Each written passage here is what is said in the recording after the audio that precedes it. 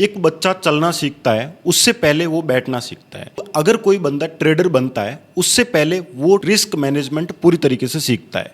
मतलब कि अगर बच्चा चलना सीखने से पहले उसके लिए बैठना सीखना इतना जरूरी होता है कि वो अगर नहीं बैठ सकता तो वो चल नहीं सकता। तो इसका मतलब ये होता है कि अगर आपको रिस्क मैनेजमेंट नहीं आता है तो आप ट्रेडर बन नहीं सकते हो। तो क्या है रिस्क मैनेजमेंट का पूरा लफड़ा, इस वीडियो के अंदर कंप्लीट समझने वाले हैं।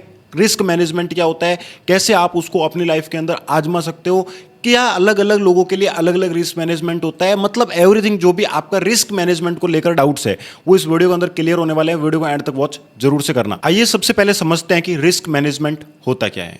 क्या रिस्क मैनेजमेंट का मतलब ये होता है कि आप लॉस कभी नहीं करोगे? नहीं, अगर आप ऐसा सोचते हो तो बिल्कुल गलत है। रिस्क मैनेजमेंट का मतलब ये होता है कि आप लॉस कितना करोगे उसके ऊपर कंट्रोल बनाना। मतलब कि आपने आके मार्केट के अंदर कोई ट्रेड ली, आपको पता ही नहीं है कि इसके अंदर आप कितना रिस्क लेने वाले हो। आपको लगा कि अगर इस ट्रेड को मैं बढ़िया तरीके से ले लेता हूं तो मैं अपना पुराना लॉस कवर कर सकता हूं या मैं इतना प्रॉफिट बना लूंगा। आप लॉस के बारे में नहीं सोच रहे हो या फिर आपने प्रॉपर एनालाइज नहीं किया है कि इसके ऊपर मुझे कितना लॉस लेना चाहिए।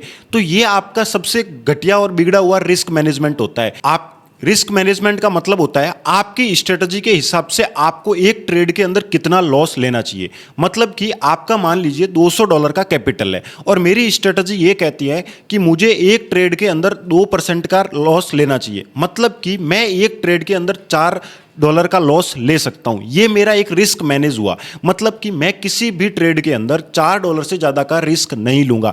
अगर मेरा $4 लॉस होता है तो मैं अगेन से भी $4 का ही रिस्क लूंगा। मैं कभी भी यहां पे गैम्बलिंग पे नहीं उतरूंगा। मैं कभी भी ऐसा नहीं करूंगा कि अगली ट्रेड के अंदर $8 का रिस्क लिया जाए या फिर इसको कवर करने के लिए $50 का एक ही ट्रेड के अंदर रिस्क लिया जाए।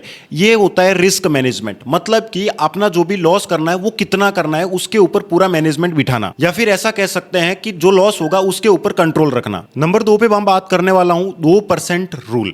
मतलब कि मैं अपनी स्ट्रेटजी के हिसाब से जब ट्रेडिंग करता हूं तब मैं 2% का रूल यूज करता हूं।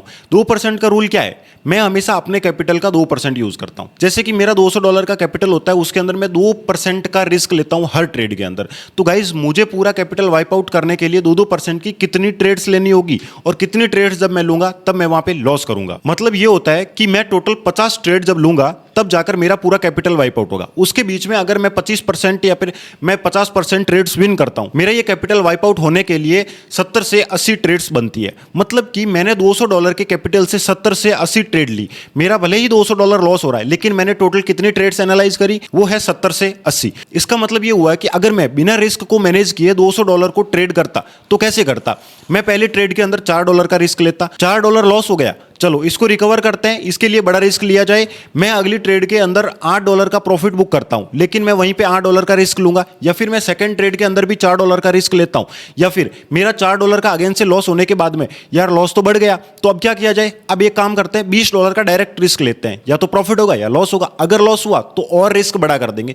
तो ये घटिया तरीका होता है रिस्क मैनेजमेंट का। ये एक प्रोफेशनल ट्रेडर को कभी भी सूट नहीं करता है। एक प्रोफेशनल ट्रेडर हमेशा हर ट्रेड के अंदर सेम रिस्क लेता है और इसी से आप लोग हैं जो ग्रो कर सकते हो और बढ़िया तरीके से प्रॉफिट बना सकते हो, वो भी ट्रेडिंग से। तो 2% का मेरी स्ट्रेटजी के हिसाब से बेस्ट रूल रहता है रिस्क मैनेजमेंट के अंदर। रिस्क मैनेजमेंट का तीसरा रूल होता है वो ये होता है कि रिस्क और रिवॉर्ड। मतलब कि आप जितना रिस्क ले रहे हो रिवॉर्ड आपका कम से कम उससे 2 गुना होना चाहिए। कुछ स्ट्रेटजीज के हिसाब से आप यहाँ पे रिस्क 1-to-1 का भी ले सकते हो। मतलब कि आप अगर $4 का रिस्क ले रहे हो तो $4 का ही प्रॉफिट। ये सिनेरियो भी आप अपनी स्ट्रेटजी के हिसाब से यूज कर सकते हो, लेकिन मेरी जो स्ट्रेटजी है वो 1:2 की है। मतलब कि मैं अगर $4 का रिस्क लेता हूं तो वहीं पे मेरा प्रॉफिट होगा तो $8 का होगा। तो ये अगर सिनेरियो आप कंटिन्यू यूज करते हो तो रिस्क और रिवॉर्ड का जो सिनेरियो होता है वो 1:2 या उससे ज्यादा का होता है तो बेटर रहता है नए ट्रेडर के लिए। मतलब कि आप जो भी स्ट्रेटजीज बनाते हो वो 1:2 या उससे ज्यादा होनी चाहिए। अगर लॉस होता है तो $4 का और अगर प्रॉफिट होता है तो $8 का या फिर उससे ज्यादा का, $12 का भी हो सकता है, 16 का भी हो सकता है। और आप उसके बाद में रिस्क 0 करके उस ट्रेड को कंटिन्यू भी कर सकते हो। मतलब कि रिस्क छोटा और रिवॉर्ड बड़ा। ये एक रिस्क मैनेजमेंट का सबसे इंपॉर्टेंट रूल होता है। और प्रोफेशनल ट्रेडर जो भी रियल में ट्रेडर बनते हैं, जो लगभग 80% से ज्यादा लोग होते हैं ट्रेडर, वो एक रिस्क और रिवॉर्ड के कंपैरिजन में अगर बात करें तो रिस्क से कहीं गुना ज्यादा का रिवॉर्ड क्लेम करते हैं। तो वही चीज है जो प्रॉफिट में उनको लेकर जाती है। चौथा इंपॉर्टेंट पार्ट आता है ड्रॉ डाउन। ड्रॉ डाउन क्या होता है? मान लीजिए कि आप $200 का कैपिटल यूज कर रहे हो और आपने ट्रेड लेना स्टार्ट किया। आपके अकाउंट के अंदर लॉस होना शुरू हुआ और आपका कैपिटल बचा है $100, मतलब कि आपका अकाउंट 50% ड्रॉ डाउन हुआ। अब आपको वहां से वापस $200 बनाने के लिए कितने परसेंट ग्रो करना पड़ेगा? $100, मतलब कि 100%। अब 100% का, अब आपको वापस $100 को $200 बनाने के लिए कितने परसेंट ग्रो करना पड़ेगा? 100%, मतलब कि आप $200 से $100 पर आने के लिए 50% का ड्रॉ डाउन हुआ, और वहीं वापस ग्रो करने के लिए 100% का, मतलब कि 2 गुना एफर्ट्स लगेगा। अब अपन बात करते हैं रिस्क मैनेजमेंट के अंदर कि सबसे ज़्यादा जो नए ट्रेडर होते हैं वो कौन कौन सी गलतियां करते हैं। अगर उन गलतियों को भी अगर आप कंट्रोल में करते हो तभी आप एक अच्छे ट्रेडर बन सकते हो।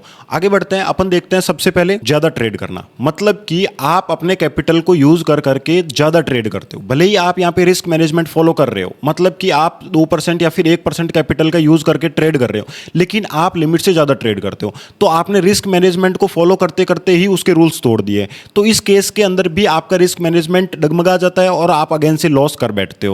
तो ये सबसे इंपॉर्टेंट पॉइंट होता है, आपको लिमिट के अंदर ट्रेड करनी है। आपने सोचा है कि 3 ट्रेड लॉस होने के बाद में रुकना है, तो इसका मतलब होता है रुकना। दूसरी जो सबसे इंपॉर्टेंट गलती जो रिस्क मैनेजमेंट के अंदर होती है वो ये होती है कि आपने जो भी लॉस किया है उस लॉस को कवर करने के चक्कर में और ट्रेड लेना। अगर आप किसी ट्रेड के जवाब में कोई ट्रेड ले रहे हो तो इसका मतलब है कि आपने रिस्क मैनेजमेंट को पूरी तरीके से तोड़ दिया है और अब आपका कैपिटल वाइप आउट होने वाला है, आपका अकाउंट 100% जाएगा।